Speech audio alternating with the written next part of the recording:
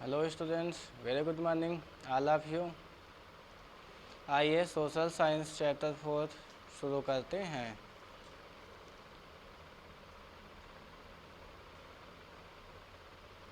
Chapter 4 तो क्या है अपना औद्योगिकरण का युग, द एज ऑफ इंडस्ट्रियलाइजेशन। औद्योगिकरण का मतलब क्या हुआ? जैसे कि उद्योग धंधे स्थापित करना, ये क्या कहलाएगा? औद्योगिकरण कहलाएगा। ठीक है, क्या कह रहा है? सन 1900 में E.T. पॉल म्यूजिक कंपनी ने एक पुस्तक प्रकाशित की जिसके आवरण पृष्ठ पर छपी तस्वीर पर नई सदी के उदय का उल्लेख किया गया था। इस तस्वीर के मध्य में एक देवी की तस्वीर अंकित है। यह देवी हाथ में नई शताब्दी की ध्वजा धारण किए फरिश्ता जैसा प्रदर्शित हैं। इसका क्या मतलब हुआ? इस पुस्तक पे यह तस्वीर छपने का मतलब यह हुआ कि छापे खाने का आविष्कार हो चुका था। छापा खाने का आविष्कार होना ये भी क्या है? औद्योगिकरण को ही शो करता है, प्रदर्शित कर रहा है। क्योंकि अगर उद्योग धंधे नहीं स्थापित होंगे, अगर छापे खाने की मशीनें नहीं स्थापित होंगी, तो बताइए उस बुक पर यह देवी का चित्र कैसे छप सकता था। औद्योगिक क्रांति से पहले का परिदृश्य। पहले के बारे में क्या कह रहा है कि औद्योगिकरण का इतिहास प्रायः फैक्ट्रियों की स्थापना से आरंभ होता है। वास्तव में इंग्लैंड और यूरोप में फैक्ट्रियों की स्थापना से पहले ही अंतर्राष्ट्रीय बाजार में बड़े पैमाने पर औद्योगिकरण होने लगा था। यह उत्पादन फैक्ट्रियों में नहीं होता था। इस चरण को आदि औद्योगिकरण या प्रोटो इंडस्ट्रियलाइजेशन कहते हैं। क्या कह रहा है कि अंतर्राष्ट्रीय बाजार में इंग्लैंड में औद्योगिकरण होने से पहले यूरोप की फैक्ट्रियों में स्थापना से पहले ही अंतर्राष्ट्रीय बाजार में बड़े पैमाने पर औद्योगिक उत्पादन होने लगे थे। मतलब कि हैंड टू हैंड सामान बनता था और उसको जो है बाज़ारों में भेजा जाता था। फिर क्या कह रहा है? कारखानों का उदय। 1730 के दशक में इंग्लैंड में सबसे पहले कारखाने खुले, किंतु 18वीं सदी के अंत में उनकी संख्या में तेज़ी से वृद्धि हुई। रिचर्ड आर्कराइट ने सूती कपड़ा मिल की रूपरेखा सामने रखी। मतलब कि रिचर्ड आर्कराइट ने 1730 ईस्वी में अपना सूती मिल की एक कंपनी फैक्ट्री स्थापित की। फिर कह रहा है औद्योगिक परिवर्तन की गति। औद्योगिक परिवर्तन की गति से क्या तात्पर्य है कि यद्यपि परंपरागत उद्योगों में परिवर्तन की गति भाप से चलने वाली सूती कपड़ों और धातु उद्योगों से तय नहीं था, लेकिन ये परंपरागत उद्योग की तरह ठहराव की अवस्था भी नहीं था।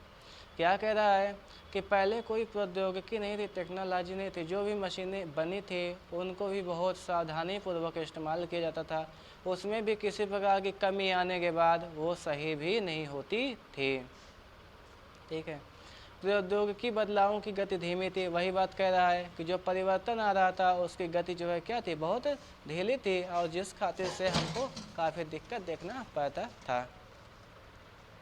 आई बात समझ। फिर कह रहा है जेम्स वाट द्वारा भाप इंजन में सुधार। जेम्स वाट ने भाप इंजन में सुधार किया। जो भी भाप के इंजन बना था उसमें जो प्रॉब्लम आती थी उसको भी जेम्स वाट ने सही किया। फिर क्या कह रहा है? हाथ का श्रम और वाष्प शक्ति। ब्रिटेन की महारानी विक्टोरिया के समय में मानव श्रम की कोई कमी नहीं थी। देश के निर्धन बेरोजगार श्रमिक कामकाज की तलाश में नगरों की ओर जा रहे थे। श्रमिकों की बाहुल्यता होने के कारण क्या होता था कि मजदूरी भी उन्हें कम दी जाती थी। ठीक है,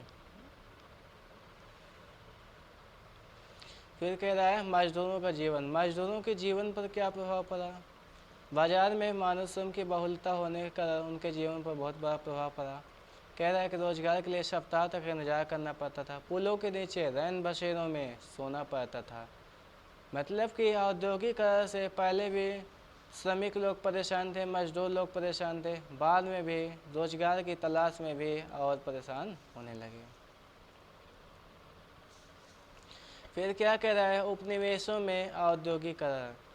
भारतीय कपड़ों का युग। क्या कह रहा है? उपनिवेशों में औद्योगिकरण। जैसे कि ब्रिटेन की सरकार यहाँ पे आके अपना कंपनी स्थापित कर लिया था, और उससे क्या प्रभाव पड़ा देखिए। भारतीय कपड़े का युग भारत के रेशमी और सूती वस्त्रों का मशीन उद्योगों से के युग से पहले ही अंतर्राष्ट्रीय बाजार में वर्चस्व प्राप्त था।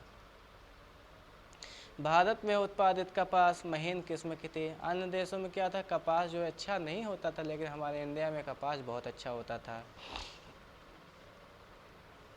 और जो है मशीनीकरण होने से पहले, औद्योगिकरण होने से पहले ही भारतीय कपड़ों की मांग अन्य बाज़ारों में बहुत अच्छे से थी।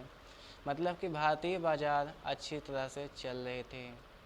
बुनकरों पर प्रभाव, अब बनी सी बात है, जब औद्योगिकरण हो जाएगा, मशीनों से कपड़े की बुनाई होने लगेगी, तो जो भारतीय बुनकर थे उनका क्या हाल होगा। उनके द्वारा बुने गए कपड़े कोई पसंद नहीं करेगा। और जब औद्योगिकरण हो गया तो जो अमेरिका यूरोप के बाज़ारों में, अमेरिका नहीं, इंग्लैंड यूरोप के बाज़ारों में हमारे यहाँ के कपड़े जाते थे, उनकी डिमांड कम हो गई और भारतीय बुनकर दिन प्रतिदिन गरीब होते चले गए, निर्धन होते गए। बाद में उन्हें कर्ज लेने के लिए भी मजबूर होना पड़ा। कर्ज लेकर भी अपने कपड़े बुनाई का काम करते थे, लेकिन बाद में वो किसी भी प्रकार से कर्ज से उबरने नहीं पाते थे, जिस खातिर से उनको अपना काम ये बंद करना पड़ा।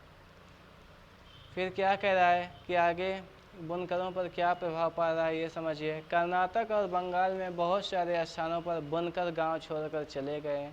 वे अपने रिश्तेदारों के यहाँ किसी और गांव में करघा लगा लेते थे। कई स्थानों पर कंपनी और उनके अफसरों का विरोध करते हुए गांव के व्यापारियों के साथ मिलकर बुनकरों ने बगावत कर दी। कुछ समय बाद बहुत सारे बुनकर कर्जा लौटाने से इनकार करने लगे।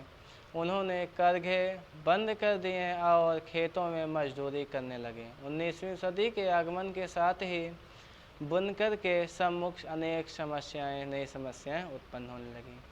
क्या कह रहा है कि बुनकरों के लिए बहुत सारी समस्याएं आने लगी। उनके द्वारा बुने गए कपड़े की मांग खत्म हो गई और जो है 19वीं सदी तक मशीनों से बने कपड़े मार्केट में आ गए और उन कपड़ों की मांग बढ़ गई। फिर क्या कह रहा है, भारत में मैनचेस्टर का आना। मैनचेस्टर क्या है, ये कपड़े मिल का नाम है। सूती कपड़े का ही एक ये वैरायटी है। और जब ये कपड़ा मार्केट में आ जाता है तब क्या होता है कि भारतीय बुनकरों द्वारा बने कपड़े की मांग कम हो जाती है। कह रहा है कि जब इंग्लैंड में कपास उद्योग विकसित हुआ तो वहाँ के उद्योगपति दूसरे देशों से आने वाले आयात को लेकर परेशान दिखाई देने लगे। उन्होंने सरकार पर दबाव डाला कि वह आयातित कपड़े पर आयात शुल्क वसूल करे, जिससे मैनचेस्टर में बने कपड़े बाहरी प्रतिस्पर्धा के बिना इंग्लैंड में आराम से बिक सके। दूसरी तरफ उन्होंने ईस्ट इंडिया कंपनी पर दबाव डाला कि वह ब्रिटिश कपड़ों को भारतीय बाज़ारों में भी बेचे। आई बात समझ में। कह क्या रहा है कि इंग्लैंड यूरोप में तो कपड़े बिकने लगे, साथ में ही ईस्ट इंडिया कंपनी, यहाँ आपको पहले पता है कि 1600 ईस्वी में आ चुकी थी, तो ईस्ट इंडिया कंपनी पर भी ये दबाव डाला गया कि भाई अब यहाँ के जो मशीन से कपड़े बन रहे हैं उन मशीनी कपड़ों को भारत के बाज़ारों में भी बेचिए। कहाँ समय था कि भारत से कपड़े यूरोप के बाज़ारों में जाते थे, अब क्या हुआ कि बाहर से यूरोप से ही कपड़े भारत के बाज़ारों में आने लगे। अब तो बुनकरों का और बुरा हाल हो गया। फिर क्या कह रहा है कि दूसरी तरफ उन्होंने ईस्ट इंडिया कंपनी पर दबाव डाला कि वह ब्रिटिश कपड़ों को भारतीय बाज़ारों में भी बेचें। 19वीं सदी की शुरुआत में ब्रिटेन के वस्त्र उत्पादों के निर्यात में नाटकीय वृद्धि हुई। 18वीं सदी के आखिर में भारत में उत्पादनों को न के बराबर निर्यात होता था। 1850 तक आते आते सूती का आयात भारतीय आयात में 31% हो चुका था। क्या कह रहा है कि भारत में 31% 31% आयात बढ़ चुका था। क्या कह रहा है 1870 तक यहाँ का 50% पार चला गया। आई बात समझ में। इसका क्या मतलब हुआ कि पहले 31% था 1850 में, और 1870 आते आते क्या होता है कि 50% से ऊपर आंकड़ा चला जाता है। फिर क्या कह रहा है, फैक्ट्रियों का आना, इसका क्या मतलब हुआ कि फैक्ट्रियां आने लगी। अब समझिए जब फैक्ट्रियां आने लगी तो क्या हाल हो रहा है। 1854 ईस्वी में भारत में पहली कपड़ा मिल बम्बई में स्थापित की गई। पहली कपड़ा मिल बम्बई में 1854 में स्थापित की गई। और 1855 ईस्वी में बंगाल में पहले जूट मिल स्थापित की गई और वही 1862 में दूसरी जूट मिल स्थापित की गई और 1917 ईस्वी में कलकत्ता में पहले जूट मिल स्थापित की गई। नेक्स्ट पॉइंट है प्रारंभिक उद्यमी। प्रारंभिक उद्यमियों का क्या हुआ। भारत के अनेकों व्यवसायी समूहों का इतिहास चीन के साथ व्यापार के ज़माने से चलता चला आ रहा है। 18वीं सदी के अंत में ही अंग्रेज भारतीय अफीम का चीन को निर्यात करने लगे थे। उसके बदले में वे चीन से चाय खरीदते थे जो इंग्लैंड जाती थी। इस व्यापार में बहुत सारे भारतीय कारोबारी सहायक की हैसियत से पहुंच गए थे। वे पैसा उपलब्ध कराते थे, आपूर्ति सुनिश्चित करते थे और माल को जहाज़ से लाद कर रवाना करते थे। क्या कह रहा है कि भारतीय व्यापारी चीन के साथ बढ़िया व्यापार किया करते थे। जैसे कि दिया हुआ है द्वारका नाथ टैगोर चीन के साथ अच्छा व्यापार किया करते थे, बढ़िया मुनाफा कमाते थे। दिनसा पेटिट कौन है, ये भी चीन के साथ बढ़िया व्यापार किया करते थे। उसके बाद क्या कह रहा है जमशेद नथुरधान जी टाटा, ये भी चीन के साथ अच्छा व्यापार करते थे, ये भी व्यापारी थे। चीन के साथ हमारे देश का सदियों से अच्छा व्यापार रहा है और आज भी है। स्वदेशीकरण की बात हो रही है लेकिन आज भी चीन के साथ अच्छा व्यापार हो रहा है। सेठ हुकुमचंद, जेडी बिरला, ये सब जो है हमारे भारतीय व्यापारी हैं जो कि चीन के साथ व्यापार अच्छी तरह से कर रहे थे। अब आगे समझिए फैक्ट्रियों में मजदूरों की आवक। फैक्ट्रियों के विस्तार से मजदूरों की मांग बढ़ने लगी। भारतीय फैक्ट्रियों में 1901 ईस्वी में 5,84,000 मजदूर काम करते थे। 1946 तक यह संख्या बढ़कर 24,36,000 हो चुकी थी। इन फैक्ट्रियों में अधिकांश औद्योगिक क्षेत्रों में मजदूर निकटवर्ती जनपदों से आते थे। जिन किसानों कारीगरों को गांव में काम नहीं मिलता था वे औद्योगिक केंद्रों की तरफ जाने लगे थे। 1911 में बम्बई के सूती कपड़ा उद्योग में काम करने वाले 50% से ज़्यादा मजदूरों के पास रत्नागिरी जिले से आए थे। कानपुर की मिलों में काम करने वाले ज़्यादातर कानपुर ज़िले के ही गांवों से आते थे। मिल मजदूर बीच बीच में अपने गांव जाते रहते थे। वे फसलों की कटाई व त्योहार के समय गांव लौट जाते थे। क्या कह रहा है कि मिलों में मजदूरों की संख्या बढ़ती चली गई, मजदूरों की मांग बढ़ी। जब मिल स्थापित हुई तो जो मजदूर होते थे वो अपने निकटवर्ती ज़िलों से आते थे क्योंकि उनको वेतन भी कम मिलता था। अगर दूर से मजदूर आते हैं तो बनी सी बात उनको वेतन अधिक चाहिए और वेतन अधिक चाहिए तो इसके लिए तो जो है पैसे कहाँ से आएंगे। और यहाँ पे डायग्राम पे देखिए, डायग्राम पे दिखा रखा है कि बम्बई के एक मिल के युवा कामगार 20वीं सदी की शुरुआत जब मजदूर गांव जाते थे अच्छे कपड़े पहनने की कोशिश करते थे। इस तरह से कुछ दिखा रहा है डायग्राम। आगे फिर क्या कह रहा है लघु उद्योगों की बहुलता।